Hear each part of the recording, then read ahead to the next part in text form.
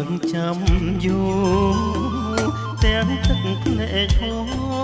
រចាំផ្លូវរៀមរាទទួលដំណឹងប្រលឹងចាំយូរទាំងទឹកភ្នែកហូរចាំផ្លូវរៀមរា5 ឆ្នាំដែលបងមិនបានឆ្លើយឆ្លងអក្សរាខ្លាចខំតម្រាសាំងស្នេហ៍លោកបានចារូបបងសាភ្នោះបុជាព្រះសង្ឃគោរពចិត្តចងវិន័យធម៌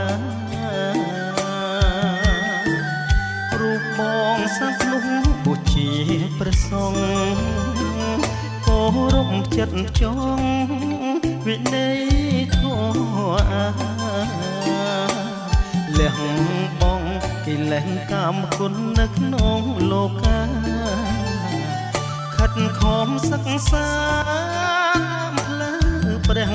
ពុទ្ធ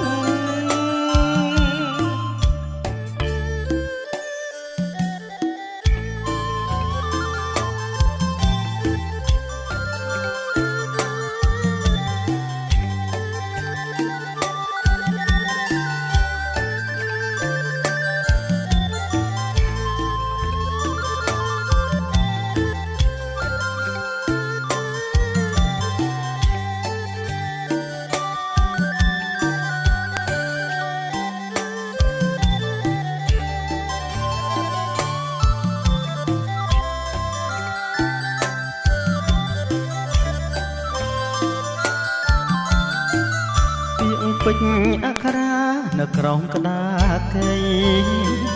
ទីចិត្តប្រុងថ្លៃនឹងបែដងពិតពីអង្គពេញអក្សរានៅក្រោមក្តារកៃទីចិត្តប្រុងថ្លៃនឹងបែដងពិតវាចាំសិក្ខាវល់រកណាវមិត្តកែវកុំតូចចិត្តសម្បូរមាំងទៅតាមពិតរូបបងសក្ខាយចរណៃរកពេលលោកលេទៅស្ដីឆោមឆ្លើយតាមពិតរូបបងសក្ខាយចរណៃរកពេលលោកលេទៅស្ដីឆោមឆ្លើយមានទាំងពុកម៉ែចាំងទុំ